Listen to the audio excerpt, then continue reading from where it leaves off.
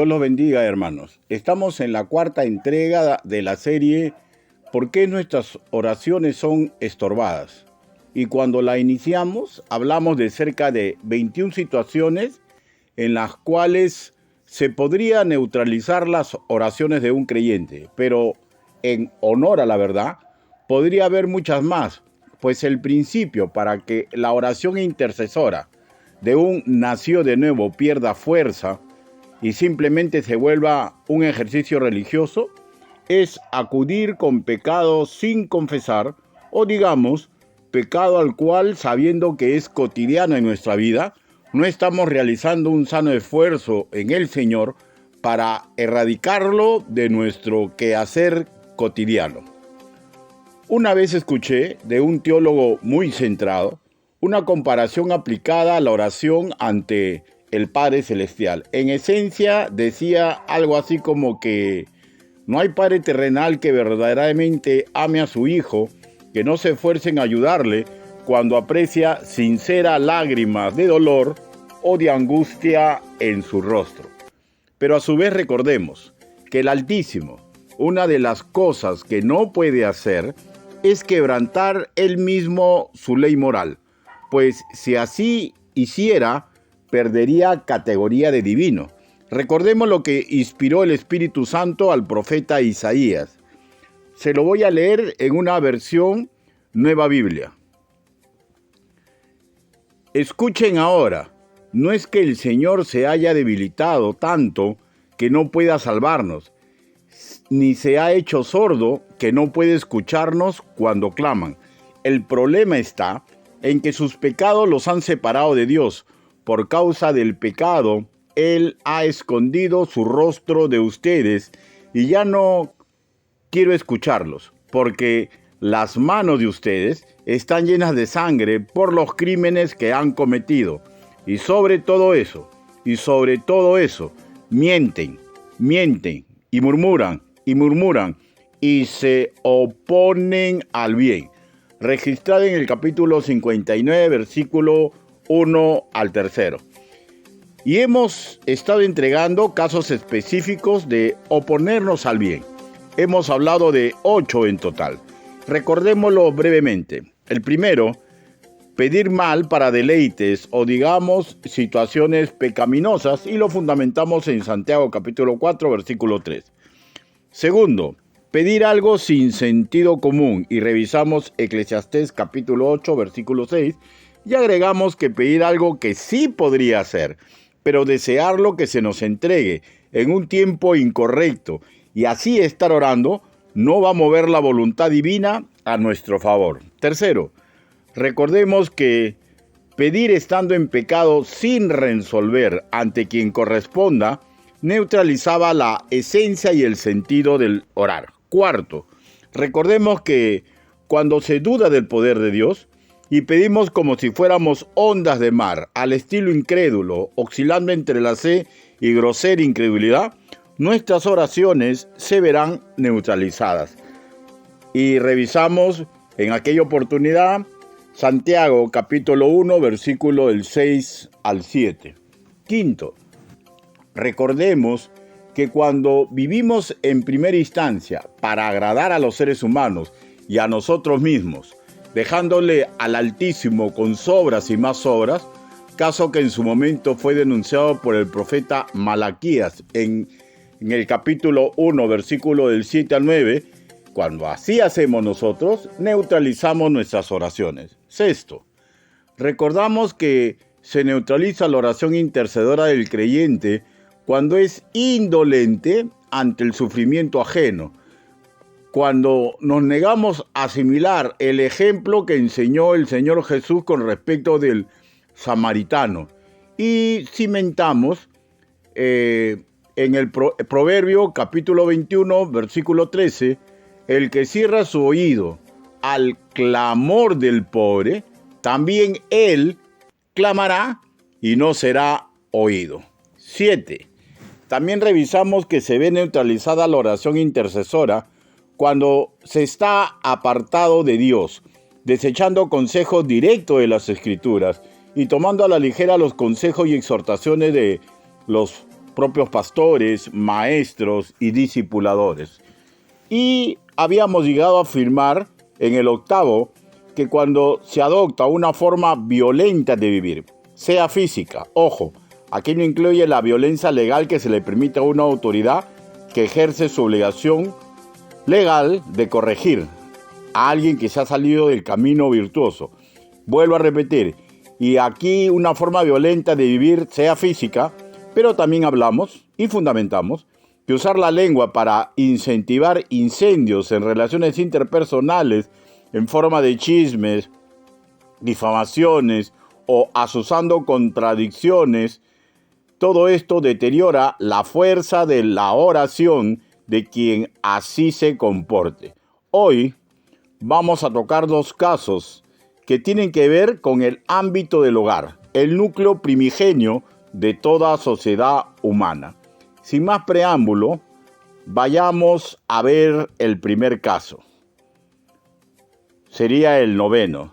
Las oraciones de los que maldicen a sus padres. Las oraciones de los que maldicen a sus padres. Busque, por favor, Proverbios, capítulo 20, versículo 20. Proverbios, capítulo 20, versículo 20.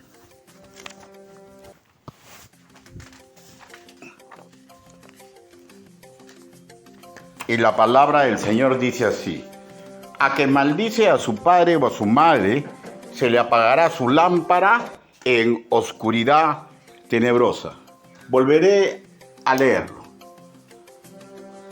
Al que maldice a su padre o a su madre, se le apagará su lámpara en oscuridad tenebrosa. El tema de los progenitores es sumamente espinoso cuando se encara en base al irrespeto y a la falta de agradecimiento que todo hijo debería tener. Muchos hijos creyentes que no estudian las escrituras medianamente, al escuchar, por ejemplo, el versículo que estamos teniendo por base de este punto, pueden estar pensando que maldecir a uno de sus progenitores se reduce a hechos de palabra. Pero si así se piensa, es producto de una infancia o adolescencia doctrinal que en nada les puede beneficiar, pues cuando dice el que maldice a su padre y a su madre, va más allá de palabras de la peor calaña que uno pueda decir contra ellos. Les voy a leer lo que expresó el Señor Jesús de una modalidad de maldecir a los padres que está registrado en Mateo, capítulo 15, versículo del 4 al 6. Escuche, por favor. Porque Dios mandó diciendo: honra a tu padre y a tu madre, y el que maldiga al padre o a la madre muera irreversiblemente.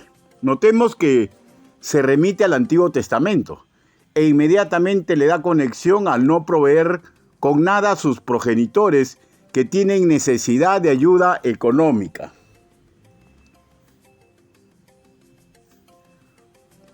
¿Y cómo sabemos esto? Bueno, pues, si podemos seguir leyendo, podemos darnos cuenta que hay una conexión de una forma de avaricia, de egoísmo, porque están sacando el mandamiento divino de su contexto, para que sirva para hacer maldad contra quienes les han dado la vida. En Mateo, capítulo 5, versículo del 5 al 6, dice lo siguiente, con esto está el contexto. Pero en vosotros decís: cualquiera que diga a su padre y a su madre, es mi ofrenda a Dios, todo aquello con que pudiera ayudarte, ya no ha de honrar a su padre o a su madre. Así habéis invalidado el mandamiento de Dios por vuestra tradición.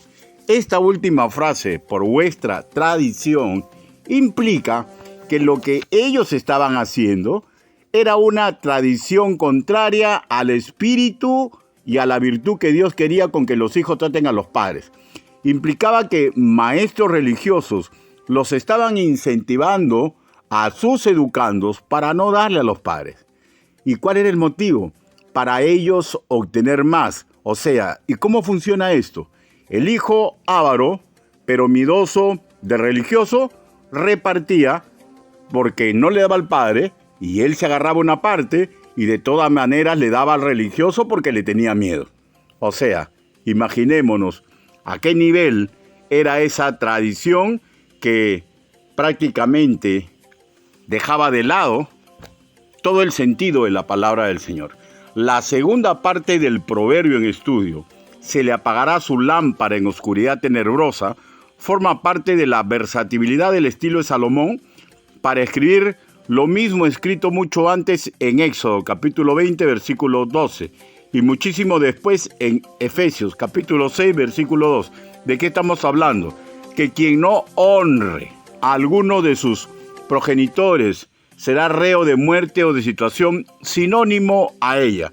Hablo de una pobredumbre moral de la peor calaña, pues el maldecir al quien le dio la vida acarrea juicio divino. Y bueno, creo que todos nos daremos cuenta que un hijo así, sus oraciones solo viene a ser un ejercicio religioso, sin ninguna trascendencia positiva ante el trono de la gracia. Otra forma de maldecir a los padres es, por ejemplo, tramar para despojarlos de lo que es suyo. ¿Y esto saben cuándo se da? Muchas veces cuando los padres ya tienen mucha edad o cuando comienzan a sufrir de algún tipo de trastorno emotivo, ¿ya? Bueno, traman entre los hijos para quedarse con lo que aún no debería ser de ellos. En Proverbios, capítulo 19, versículo 26, se escribe así: el que roba a su padre y ahuyenta a su madre es hijo que causa vergüenza y acarrea oprobio.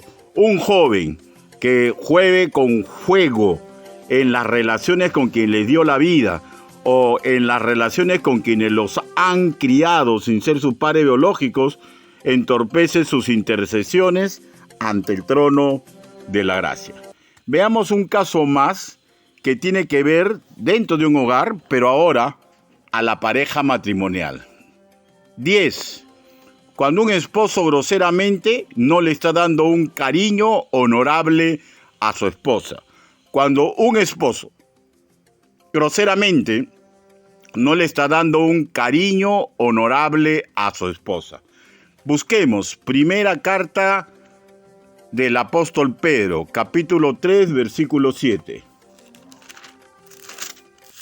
Primera de carta del apóstol Pedro, capítulo 3, versículo 7.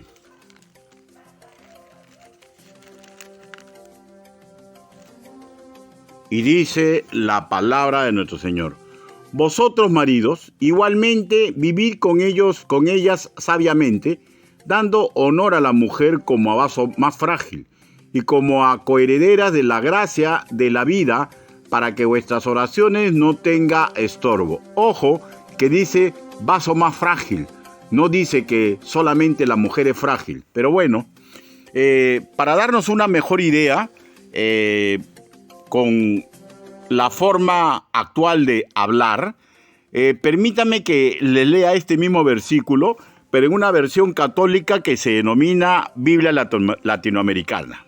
Y paso a leerles.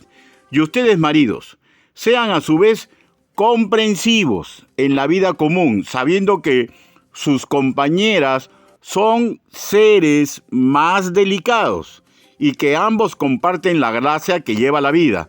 Eviten las amenazas. Este será un buen medio para que Dios escuche lo que ustedes le pidan. Ojo, que no hablo de perfección, pues un esposo creyente no ha dejado de ser un ser humano común y corriente y puede cometer errores con el trato a su compañera de vida. Pero es clarísimo lo que se nos está diciendo, y reitero, eso de vaso frágil no tiene que ver en primera instancia con la fuerza física, sino con característica emotiva que acompañará por siempre a toda mujer, que son más sensibles que nosotros. Y tenemos que aprender a reaccionar cuando nos demuestra justamente lo que son, frágiles en sus reacciones emotivas. Y mucho más, si están viendo el exabrupto de un hombre que se supone que tiene que defenderlas, comprenderlas, amarlas, como el Señor Jesucristo amó y ama a la iglesia. Dios, mediante su palabra, nos advierte sobre esta característica. Y a ustedes, mujeres, que por naturaleza nosotros somos brutos y que no apreciamos muy bien los detalles por esforzarnos en ver más adelante, y tanto al hombre como a la mujer en diferentes versículos bíblicos se nos dice para que sepamos con quién nos estamos metiendo. Nos estamos metiendo en un vínculo matrimonial con una persona que nos ama y nosotros amamos, pero que seguimos manteniendo algunos defectos en nuestra propia personalidad que son virtudes, pero a su vez la podemos convertir en defecto cuando dejamos de lado el imitar a Cristo. Ojo, esposa, si vive comportándose fuera de la voluntad de Dios para con su esposo, sus oraciones también perderán fuerza para mover la voluntad de su Padre Celestial. Regresemos a los de mi sexo. Varones, no hay que comportarnos como brutos, y si detectamos que lo hicimos, no interesa la circunstancia que haya creado o que hayamos vivido con nuestra esposa. Tirémonos para atrás pidiendo perdón, no solo porque las amamos, sino porque es un mandato divino. Y recordemos, es la peor manera de neutralizar nuestras oraciones como magnífica arma espiritual. Sea que el esposo o la esposa, una vez detectado el exabrupto pecaminoso de su pareja, pida perdón.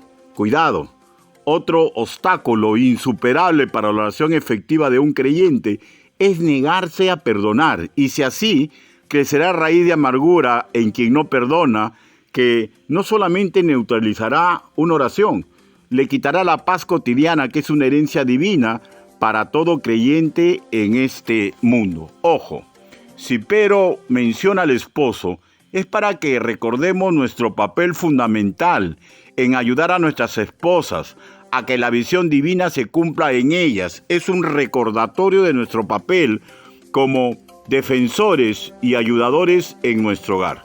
Nuestro hermano en la fe, Adam Clarke, opinó lo siguiente sobre este versículo: el esposo honra, convirtiéndose en protector y apoyo, en protector y apoyo, en protector y apoyo. El término honor significa, enseñaba Adam Clarke, mantenimiento tanto como respeto. Ahora, permítame agregar, mantenimiento no solo en lo material, también, repito, implica ayudarlas para que ellas puedan ser como árbol frondoso, como mujeres virtuosas, y esto implica comportarnos varonilmente ante ellas y no como brutos. En estos dos casos, como todos los ya tratados y por tratar, cuando detectamos que hemos cerrado el camino, recordemos la primera carta del apóstol Juan, capítulo 1, versículo 9. Si confesamos nuestros pecados, Él es fiel y justo para perdonar nuestros pecados y limpiarnos de toda maldad. Y así recuperamos la fuerza de nuestra oración, un canal puro, claro, magnífico, para estar sintonizados con nuestro Padre Celestial, para poder influenciar en cualquier lugar del mundo con la fuerza de nuestra oración. Sitios donde probablemente nunca nuestra planta del pie toque, pero podrá vivir las personas en ese contexto geográfico con la marca de nuestra oración. Hijos y cónyuges, mejoremos en nuestra servidumbre a Cristo y les aseguro, todos saldremos ganando. Permítame dirigirlos en una oración congregacional. Bendito Padre Celestial, Señor, definitivamente es difícil, Señor, la convivencia en nuestra propia familia. Señor, pero si usted da tantas advertencias y usted, Señor, nos da una privilegiada educación e incluso nos enseña, Señor, a cómo arreglar lo que nosotros hemos malogrado, Señor, háganos tributarios de usted y su educación. Permítanos, Señor, a los esposos vivir, Señor, amándolas, honrándolas correctamente. Permita a nuestras mujeres, Señor, que nos comprendan lo bruto que a veces somos. Ayúdenos tanto a esposos y esposas, Señor, a pedir perdón y a aceptar perdonar, Señor. Y oramos por nuestros hijos, Señor. Ayúdelos, Padre Santo, para que aprendan a darnos el honor que usted manda, mi Dios Santo y Todopoderoso, porque sabemos que ellos, Señor, tampoco podrán escapar a la ley de la siembra y la cosecha. Ayúdenos a todos, Señor. Así le pedimos, así le suplicamos, en el nombre bendito del Señor Jesucristo. Dios los bendiga a todos ustedes, hermanos.